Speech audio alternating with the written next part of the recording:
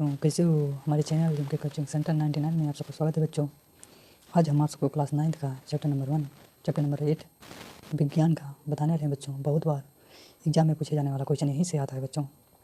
चलो बच्चों शुरू करते हैं। हमारे चैनल में पहली बार आए हैं तो चैनल को सब्सक्राइब कर लें, साथ में बेल आइकन को दबाना मत भूलें। चलो बच्चों शुरू करते हैं। चैप्टर नंबर हमारा 8 है बच्चों। क्या है? गति, मोशन। ठीक, नोट लेने के लिए डिस्क्रिप्शन में लिख बच्चों, वहाँ पे नंबर है, नंबर में जाके ज्वाइन हो जाइए बच्चों। उसी पर हाई लिख कर भेज दीजिए और लिख दीजिए सर हमें नोट चाहिए। ठीक बच्चों, हम नोट आप सबको प्रोवाइड कर देंगे। ठीक बच्चों, चलो बच्चों शुरू करते हैं। क्या है देखिए, मोशन। मोशन बहुत ही यहाँ से कम आप सबको कितने नंबर के यहाँ से कंप्लीट कर सकते हैं? कम से कम 15 नंबर यहाँ से अगेन कर सकते हैं एग्जाम में। ठीक बच्चों, क्या है देखो मोशन। मोशन क्या होता है देखो पहले, गति। गति किसे कहते हैं? गति कोई वस्तु किसी स्थिति में समय के साथ परिवर्तन होता है तो उसे गति कहते हैं। जैसे बच्चों देखो, ये गुड़िया, ये देखो गुड़िया एक है, ठीक, ये यहाँ तक जा रही है तो ये क्या कर रही है? मोशन, गति कर रही है। ठीक बच्चों, इसी को गति कहते हैं। ठीक, समय के साथ क्या हो रहा है? परिवर्तन हो रहा है। इसका मात्रक क्या होता है? मात्रक इसका क्या होता है? गति का मात्रक मीटर प्रति सेकंड होता है। ठीक बच्चों, चलो बच्चों आगे बच्चों क्या है? गति का वर्णन। गति का वर्णन क्या है? किसी भी वस्तु को गति की अवस्था में तब कहा जाता है जब किसी स्थिर बिंदु के सापेक्ष समय के साथ वस्तु की स्थिति में परिवर्तन हो। वस्तु की गति अवस्था अथवा विरामावस्था ज्ञात करने के लिए एक निश्चित स्थिर बिंदु होना चाहिए, जिसे निर्देशांक बिंदु या मूल बिंदु कहते हैं। मतलब देखो बच्चों, जैसे ये मूल बिंदु है, ये दो खंभे हैं, यहाँ से कोई ट्रक जाएगा, ठीक, ट्रक जाएगा ना, ये और यहाँ पर आ गया, यहाँ पर पहुँचा, इसमें सवारी कर रहे हैं, गति में है, स्थिति में व्यक्ति बैठा है, तो इसी के बीच जो ज्ञात किया जाता है इसे निर्देशांक या मूल बिंदु कहते हैं, यही दोनों को। ठीक बच्चों, समझ गए? आगे उदाहरण के लिए देखो क्या है, बहुत ही बच्चों। उदाहरण के लिए क्या है?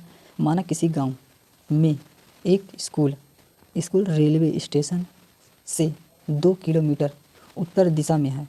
ठीक, हमने स्कूल की स्थिति को रेलवे स्टेशन के सापेक्ष निर्धारित किया है, अर्थात रेलवे स्टेशन निर्देशांक बिंदु है। ठीक बच्चों, समझ गए? आगे सरल रेखीय गति। सरल रेखीय मतलब कि जैसे हम बच्चों देखो पहले समझा दे रहे हैं तो उसके बाद डेफिनेशन बताएंगे। जैसे ये कोई गति है ना, यहाँ पर एक गुड़िया है, ठीक, एक गुड़िया है, ठीक, इसका नाम क्या है? इसका नाम क्या है जानते हो? इसका नाम मान लो चिंकी है, ठीक, चिंकी। यह कितने रफ्तार से जा रही है? 10 की रफ्तार से। इसका वेग एक ही है, यहाँ पर पहुँची तब भी 10 का है, तो इसे क्या कहते हैं? एक ही रेखा में हो, एक समान गति से जाए, तो उसे क्या कहते हैं? सरल रेखीय गति। देखो समझो क्या है, देखो डेफिनेशन पहले समझो आप। गति का सबसे साधारण प्रकार सरल रेखीय गति है। माना कोई वस्तु अपनी गति बिंदु ओ से प्रारंभ करती है जिससे निर्देशांक बिंदु माना जा सकता है। देखो जैसे बच्चों आगे, अब माना भिन्न भिन्न क्षणों में ए, बी और सी वस्तु की स्थितियों को प्रदर्शित करते हैं। पहले यह सी और बी से गुजरती है तथा ए पर पहुंचती है। इसके पश्चात यह उसी पथ पर लौटती है और बी से गुजरती हुई सी तक पहुंचती है। ठीक बच्चों, आगे देख सकते हैं डेफिनेशन। मान लो देखो ये क्या है? 0 से सी तक, उसके बाद सी से बी तक, उसके बाद ए तक। ठीक बच्चों, उसके बाद क्या दिया है? अब 0, 5, 10, 15, 20, 25, 30, 35, 40, 45, 50, 55, 60 किलोमीटर। ठीक, वस्तु के द्वारा तय की गई कुल दूरी। यहाँ से क्या होगा? यहाँ से ए तक, यहाँ से जो है ए तक की दूरी। ठीक, उसके बाद ए सी की दूरी प्लस में कर लो, क्या हो जाएगा? यहाँ तक पूरा कितना है? 60 है, तो यहाँ पर 60 लिख दो जी। ठीक, उसके बाद यहाँ से ए सी कितना है? ए कितना है? 35। ठीक, क्या है? सी 35 है ना, तो 35 लिख दे, कितना हो जाएगा? 95 किलोमीटर। ठीक है बच्चों, आगे देखो बच्चों नोट। किसी वस्तु की दूरी को निर्धारित करने के लिए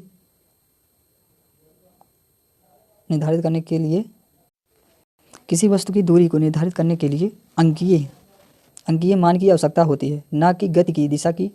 कुछ राशियों को केवल उनके अंकीय मान द्वारा व्यक्त किया जा सकता है। किसी भौतिक राशि को अंकीय मान उसका परिणाम है। ठीक है बच्चों, आगे विस्थापन। विस्थापन किसे कहते हैं बच्चों? देखो हम समझा रहे हैं पहले विस्थापन। ठीक, देखो इसका नाम क्या बताए थे हम आप सबको? देखो इसका नाम क्या बताए थे आप सबको? चिंकी। ठीक, ये चिंकी यहाँ से गई, ठीक यहाँ से गई, ए से बी तक गई, उसके बाद ये यहाँ से यहाँ चली गई सी तक। ठीक बच्चों, सी तक गई, यहाँ पर 10 किलोमीटर गई, यहाँ पर कितनी गई? यहाँ पर 10 गई, यहाँ पर कितनी चली गई? यहाँ पर मान लो 15 चली गई। ठीक, और इससे जब मिला दोगे तो कितना हो जाएगा ये? ठीक बच्चों, यहाँ से यही दूरी जो होगा इसे प्लस कर दो, मान लो प्लस कर दो, कितना हो जाएगा? 25 हो जाएगा टोटल वैल्यू। तो इसी को क्या कहेंगे? विस्थापन। देखो चिंकी द्वारा चली गई दूरी, चिंकी द्वारा चली गई दूरी कितनी गई? यहाँ से यहाँ तक। ठीक बच्चों, यहाँ से यहाँ तक गई, यहाँ तक। उसके बाद यही जो यहाँ से मिला देंगे इसी को क्या कहेंगे? विस्थापन। इसको क्या कहेंगे? विस्थापन बच्चों, इसी को विस्थापन कहते हैं। ठीक, समझ गए कि नहीं? जैसे बच्चों हमें देखो, ठीक देखो, जैसे हम एक त्रिभुज बनाए, त्रिभुज मान लो छोड़ो से, जैसे हम बच्चों यहाँ से मान लो बच्चों हम जैसे 5 किलोमीटर तक गए। ठीक, 5 किलोमीटर तक गए और उसी के बाद वहाँ से शॉर्टकट रास्ता है। ठीक, शॉर्टकट रास्ता वही 5 किलोमीटर हम तुरंत पहुँच गए, तो इसे क्या कहेंगे? विस्थापन। ठीक, आगे डिफिनीशन पहले देख लो बच्चों, सॉरी। वस्तु की प्रारंभिक तथा अंतिम स्थिति के बीच की न्यूनतम दूरी को वस्तु का विस्थापन कहते हैं। ठीक बच्चों, समझ गए? आगे एक समान गति तथा असमान गति। जब कोई वस्तु समान समयांतराल में समान दूरी तय करती है तो उसी गति को एक समान गति कहते हैं। एक समान मतलब बच्चों जैसे समझो, एक समान गति मतलब जैसे हम 10 की रफ्तार में जाएंगे, हम चाहे फैजाबाद चले जाएं, चाहे लखनऊ, चाहे बनारस चले जाएं, हम 10 की रफ्तार से जाएंगे तो क्या कहेंगे? इसे एक समान गति। ठीक, जैसे बच्चों हमें स्कूल जाना है, एक समान गति से जाएंगे 10 की रफ्तार से, तो इसे क्या कहेंगे? एक समान गति। ठीक, आगे क्या है? आगे है जब वस्तु द्वारा समान समयांतराल में असमान दूरी तय की जाती है तो उसी गति को असमान गति कहते हैं। जैसे बच्चों देखो, जैसे हम यहाँ से 10 की रफ्तार में गए, फिर यहाँ पे पहुँचे, यहाँ से 50 की रफ्तार में जाने लगे, तो इसे क्या कहेंगे? असमान गति। ठीक बच्चों, समझ गए?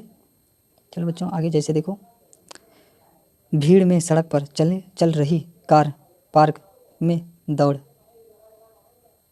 आगे दौड़ रहा व्यक्ति, आगे बच्चों गति की दर का मापन, गति की दर का मापन किसी निश्चित दूरी को तय करने के लिए अलग अलग वस्तुएं अलग अलग समय लेगी।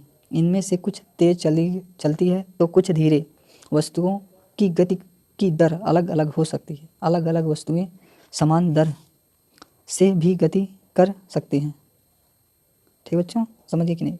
जैसे बहुत ही मान लो तीन व्यक्ति हो और तीनों व्यक्ति को कह दिया जाए एक समान गति से जाना, तो सब लोग एक समान गति से जाओ, तो उसे क्या कहेंगे? गति की दर मापी जा सकती है। ठीक, ओके बच्चों। इकाई समय में वस्तु द्वारा तय की गई दूरी चाल कहलाती है। इकाई समय में, तुरंत, इकाई समय में। ठीक बच्चों, चाल का मात्रक मीटर प्रति सेकंड, चाल के अन्य मात्रक सेंटीमीटर प्रति सेकंड, किलोमीटर प्रति घंटा होता है। आगे बच्चों, अधिकांश वस्तुओं की गति असमान होती है। इनके कारण से इन वस्तुओं की गति की दर को उनकी औसत चाल कहते हैं। बच्चों बहुत सारी जो गतियाँ होती हैं वह एक समान नहीं होती। क्यों नहीं होती? देखो बच्चों, जैसे कहीं भीड़ है, मान लो कहीं रास्ता जाम है, वो गाड़ी धीमी चलाया, फिर कुछ दूर गया, रास्ता खाली है, वहाँ से तेज आदमी गया, व्यक्ति तेज गया, तो इसे क्या कहते हैं? असमान गति होती है। अधिकांश वस्तुओं की गति असमान होती है। ठीक है, इसके कारण से इन वस्तुओं की गति की दर उनकी औसत चाल कहा जाता है। ठीक बच्चों, औसत चाल बराबर, ये सूत्र याद कर लीजिए, बहुत इंपॉर्टेंट। औसत चाल बराबर क्या होता है बच्चों? औसत चाल बराबर तय की गई कुल दूरी कुल समयांतराल बच्चों, भी बराबर एस अपॉन टी। ठीक बच्चों, आगे दिशा के साथ चाल। यदि चाल के साथ दिशा भी निरूपित की जाए तब एक निश्चित दिशा में चाल को वेग कहते हैं। किसी वस्तु का वेग समान या असमान हो सकता है। यह वस्तु की चाल, गति की दिशा या दोनों में परिवर्तन के साथ परिवर्तित हो सकता है। यदि वस्तु का वेग समान रूप से परिवर्तित हो रहा हो तब दी गई प्रारंभिक वेग तथा अंतिम वेग अंकगणितीय माध्यम के द्वारा औसत वेग प्राप्त किया जा सकता है। देख सकते हैं बच्चों, क्या है औसत वेग, प्रारंभिक वेग प्लस अंतिम वेग अपान 2 भी ए बी बराबर U plus A B B बटा 2, जहाँ भी ए बी औसत वेग है, भी ए बी औसत वेग है, यू प्रारंभिक वेग है तथा भी वस्तु का अंतिम वेग है। चाल तथा वेग दोनों का मात्रक समान होता है अर्थात मीटर प्रति सेकंड है। ठीक है बच्चों, जय हिंद बच्चों, वंदे मातरम। वीडियो अच्छा लगा चैनल को सब्सक्राइब कर दो, साथ में बेल आइकन को दबाना मत भूलना बच्चों। वंदे मातरम, जय हिंद बच्चों, मिलते हैं दूसरे पार्ट में, तब तक के लिए जय हिंद, वंदे मातरम।